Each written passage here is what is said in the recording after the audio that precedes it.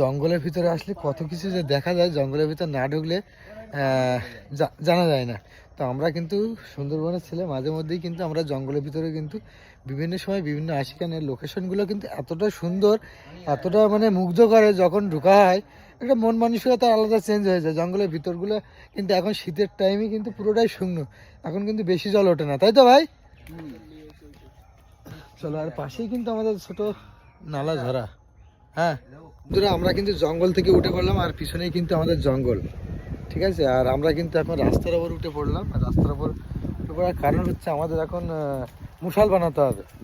আর মশালের জন্য আমাদের খড়ের প্রয়োজন, আর খড় ওখানে কিন্তু খড় ছাড়ছে ওই সামনে, ওখানে এক জায়গায় ধান ঝাড়ছে, ওখান থেকে আমরা খড়টা নিয়ে আসবো। চলো বন্ধুরা, আমরা কিন্তু আস্তে আস্তে মাঠের দিকে কিন্তু চলে এসেছি, আর এই কিন্তু আমাদের খড়। এখান থেকে আমরা 4 থেকে 5টা খড় নিয়ে নেব, কিন্তু কোনো মালিক পক্ষ কাউকে পাচ্ছি না, তার জন্য কিন্তু আমরা নিয়ে নেবো। গ্রাম অঞ্চলে এটা আমাদের কোনো ব্যাপার না। তো আকাশ ভাই মানে চাকা ভাই বলতে যাচ্ছে নাকি, সে বলে আসো। তো কিন্তু আছে খড়, আর এখানে কিন্তু আকাশ ভাই কিন্তু আমাদের বাঁধার জন্য দড়ি নিল। চলো, আর দেখা হচ্ছে আমাদের এই বুলেনগুলো বানানো কমপ্লিট হওয়ার পরে। চলো।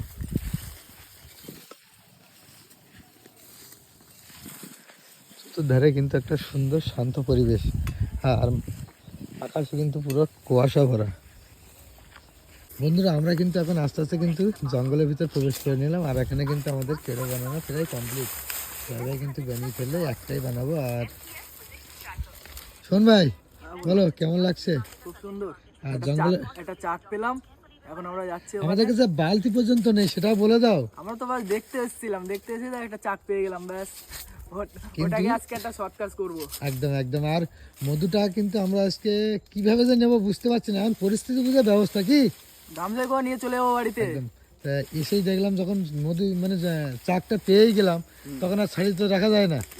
সারা নেই না, রাখাল ভাই ওর জন্য কিন্তু জোরদার কাজ চলেছে যে এই মধু রেখে যাওয়া যাবে না, তাহলে কেউ না কেউ নিয়ে চলে যাবে। আর নিয়ে যায়, আর তার উপরেও পুরো চাকটাকে না কেটে ফেলে দিয়ে যায়। যারা কাটে তারা ভালো করে কাটে না ওটা। আর আমরা তো কোনো চাক কেটে ফেলে যাই না, আমরা চাক রেখে যাই। চাক তো আমাদের রাখতেই হবে, আবার ওদের জন্য ওরা আবার নতুন করে মধু বানাবে ওতে। ঠিক আছে, চলো দেখা যাক, মধু কাটার জায়গায় গিয়ে দেখা হচ্ছে। চলো, এটা কিন্তু কমপ্লিট। আর দেখতে হবে না মৌমাছি তো টোটালি। মৌমাছি কিন্তু আমাকে আর মোটে দেখতে হবে না, তাই তো? একদম। আর আমরা জায়গায় চলে এসেছি, এই যে চাক আমাদের। আর আমার হাতে কি আছে একটু দেখি দাও। কিন্তু আজকে আমার হাতে, কারণ অনেকদিন আকাশ ভাই দেয় বা বিশ্ব ভাই থাকে, অনেকেই থাকে, আজ কিন্তু লোক কম, তার জন্য কিন্তু আজকে মশলার দায়িত্ব আমার।